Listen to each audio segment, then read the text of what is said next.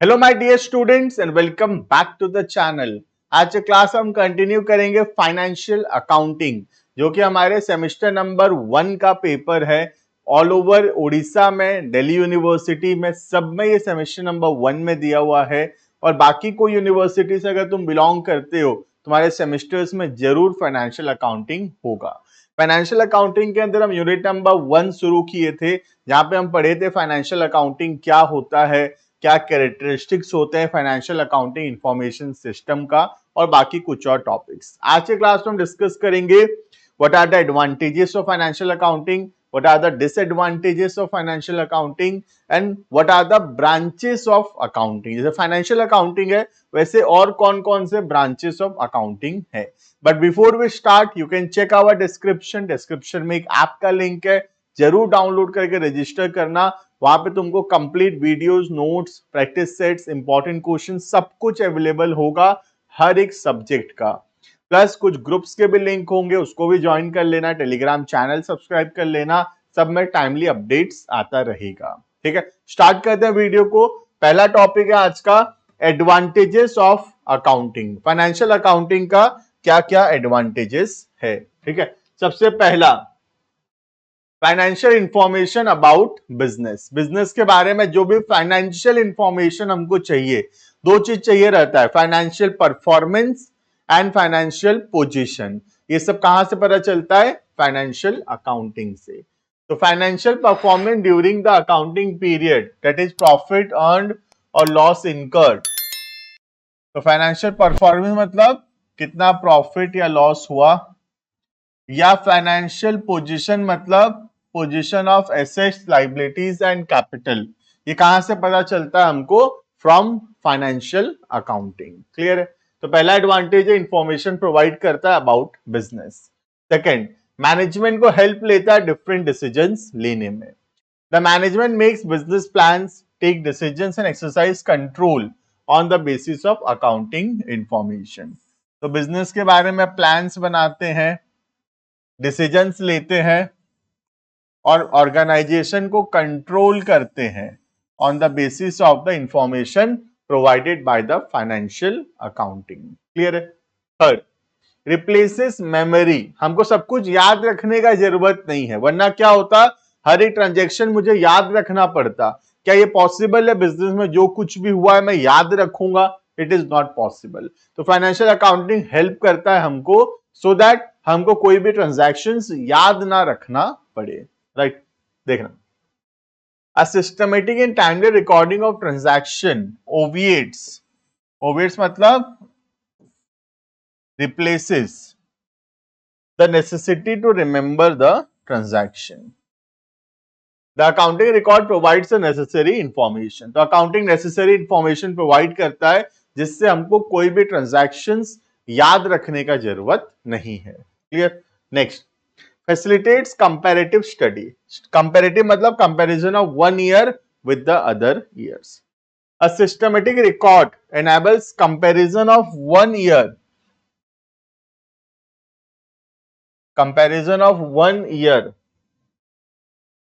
results with those of the other years and identifies factors leading to change if any. तो एक साल को अगर हमको कंपेयर करना है दूसरे साल के साथ, तो वहां पे फाइनेंशियल अकाउंटिंग हमको हेल्प करता है कंपैरिजंस करने में, जिससे हमको करंट ईयर को हम कंपेयर कर पाएंगे प्रीवियस ईयर के साथ, सो दैट हमको पता चलेगा कि हमारा performance as compared to the previous years improve हो रहा है या फिर नहीं। Clear? Next, facilitate settlement of tax liabilities. A systematic accounting record immensely helps in settlement of income tax and GST. जो इनकम टैक्स या जीएसटी का जो भी पेमेंट हमको करना है, वो कैसे पता चलता है? प्रॉपर अकाउंटिंग मेंटेन करने से। और कोर्ट में भी अकाउंटिंग एक एविडेंस के जैसा काम करता है इन the court of law. Clear? Next, facilitates loan. आज हमको लोन लेने जाना है, कोई भी बैंक से, कोई भी फाइनेंशियल इंस्टीट्यूशन से अगर हम लोन लेने जाएंगे, तो वो लोग सबसे पहले हमारा बुक्स ऑफ अकाउंट्स मांगेंगे। वो देखेंगे कि हमारा पिछले सालों में कैसा परफॉर्मेंस रहा, कितना प्रॉफिट हुआ, क्या हमारा पोजीशन है, क्या एसेट्स है, क्या लाइबिलिटीज है, उसके बेसिस पे हमको लोन्स मिलेगा। तो फाइनेंशियल अकाउंटिंग अगर ठीक से मेंटेन होगा तो हमको हेल्प करेगा वो लोन्स लेने में। Loans is granted by the bank and financial institutions on the basis of growth potential, which is supported by the performance and security of the loan. Accounting makes available the information with respect to performance. Performance के बारे में information देता है। Performance मतलब कितना profit या कितना loss हुआ।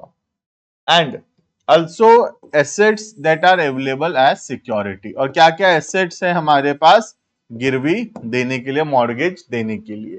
तो फाइनेंशियल अकाउंटिंग हेल्प करता है हमको बैंकों से लोन्स लेने में, क्योंकि बैंक को इंफॉर्मेशन चाहिए रहता है रिलेटेड टू परफॉर्मेंस, जो कि कहां से पता चलता है, फाइनेंशियल अकाउंटिंग से।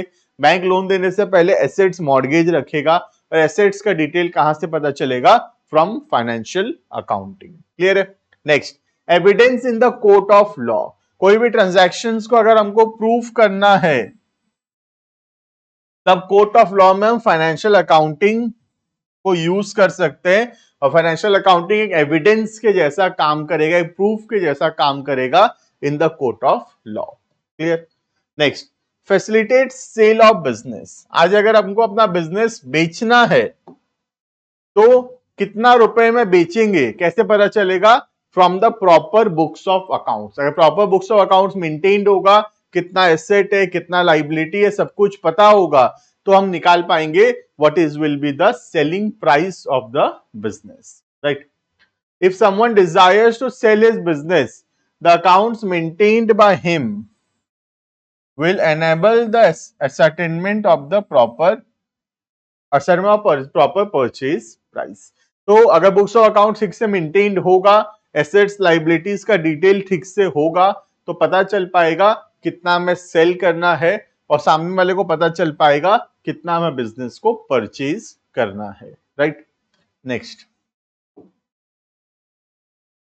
Assistant in the event of insolvency. Insolvency मतलब दिवालिया होना, जहां पे हम अपने लाइबिलिटीज का पेमेंट नहीं कर पाएंगे। Insolvency proceedings involve explaining many transactions that have taken in the past. तो इंसॉल्वेंसी के समय हमको बहुत सारा ट्रांजैक्शंस को प्रूफ करना पड़ता है कोर्ट में, जो पहले हुआ था। Systematic accounting records assist a great deal in such situation. तो अगर प्रॉपर अकाउंटिंग मेंटेन होगा तो हम टाइमली ट्रांजैक्शंस को एक्सप्लेन कर पाएंगे eight the time of insolvency, right. Last, helpful in partnership accounts. Partnership के केस में हेल्प करता है, जैसे कि एडमिशन में, ये सब क्लास 12th में पढ़ोगे तुम, ठीक है। डेथ में, हमारे बीकॉम के सिलेबस में भी है ये सब, बाकी 12th में भी पढ़े होगे ये सब अगर कॉमर्स बैकग्राउंड से हो तो।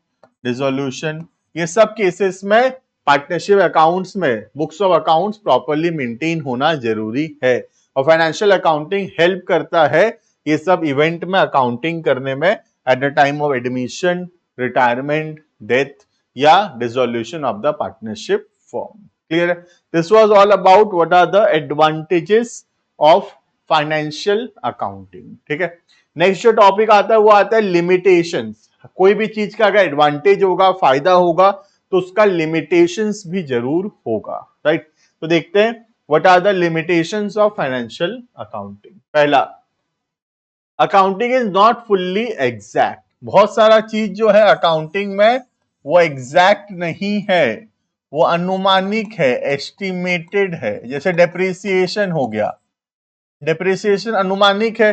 पीवीडीडी हो गया, अनुमानिक है, ठीक है। तो ये सब एस्टिमेट है, और क्योंकि ये एस्टिमेट है इसीलिए अकाउंटिंग 100% एग्जैक्ट इंफॉर्मेशन प्रोवाइड नहीं करता, राइट। देखना, accounting is not fully exact in spite of the fact that transactions are recorded on the basis of evidence, yet some estimates are also made for ascertaining profit or loss. For example, estimating the useful life of the asset, providing for doubt PVDD, net realizable value of closing stock. ठीक है, ये सब अनुमान है, asset कितने साल चलेगा, this is estimate. कितना पैसा डूबेगा, कितना पीवीडीडी बनाए, ये भी एस्टिमेट है। क्लोजिंग स्टॉक कितना में सेल हो जाएगा, ये भी एस्टिमेट है। तो ये सब अनुमान है, एस्टिमेट है। और अकाउंट्स के अंदर कुछ एस्टिमेशंस होते हैं जिसके वजह से अकाउंटिंग पूरा एग्जैक्ट इंफॉर्मेशंस प्रोवाइड नहीं कर पाता, राइट। सेकेंड, अनरियलिस्टिक इंफॉर्मेशंस, ये क्या देखते हैं? Assets are record in the books of accounts at historical cost. हम एसेट्स जितना में खरीदे थे उतना में ही रिकॉर्ड करते रहते हैं। And depreciated over their useful life. The fact that the assets are recorded historical cost and as a result current market values are not shown. तो एसेट को हम जितना में खरीदे थे उतना में रिकॉर्ड करते रहते हैं और करंट मार्केट वैल्यू तो हम लिखते ही नहीं। जैसे आज अगर मैं एक जमीन 5 लाख में खरीदा तो बुक्स ऑफ अकाउंट्स में 5 लाख में ही वो रिकॉर्ड होता रहेगा। आज से 2 साल बाद जमीन का वैल्यू 5 लाख से 10 लाख हो चुका है, बट हमारे बुक्स ऑफ अकाउंट्स में 5 लाख ही रहेगा।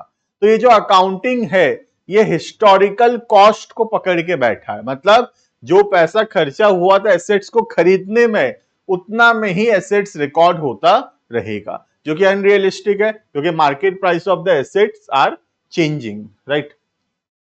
Also, there is useful life is estimated to provide depreciation. It makes the information unrealistic. तो information unrealistic हो जाता है, भरोसा करना मुश्किल हो जाता है क्योंकि इसमें अनुमान भी लगाया जाता है। किस चीज का अनुमान लगाया जाता है? Estimated life of the asset. Clear है? तो अनरियलिस्टिक इंफॉर्मेशन है दो चीजों की वजह से। पहला, करंट मार्केट वैल्यू रिकॉर्ड नहीं हो रहा, हिस्टोरिकल कॉस्ट पे ही रिकॉर्ड कर रहे हैं। और दूसरा, अनुमान लगाया जाता है, एस्टिमेट किया जाता है, जिससे इंफॉर्मेशन अनरियलिस्टिक बन जाता है, right. Next, ignores qualitative matters. Account सिर्फ पैसे के पीछे भागता है, तो अकाउंट सिर्फ रिकॉर्ड करता है मॉनिटरी ट्रांजैक्शंस। जो चीज मॉनिटरी नहीं है उनको रिकॉर्ड नहीं करेगा, ठीक है। Accounting is confined to monetary matters only. Therefore, qualitative elements like quality or skill of management, industrial relations, public relations, ये सब इग्नोर किया जाता है अकाउंटिंग में, क्योंकि इन सब का वैल्यू मनी के टर्म्स में कैलकुलेट करना इम्पॉसिबल है। और अकाउंट्स बोलता है जो चीज मनी के टर्म्स में कैलकुलेट हो सकता है सिर्फ वही चीज रिकॉर्ड होगा।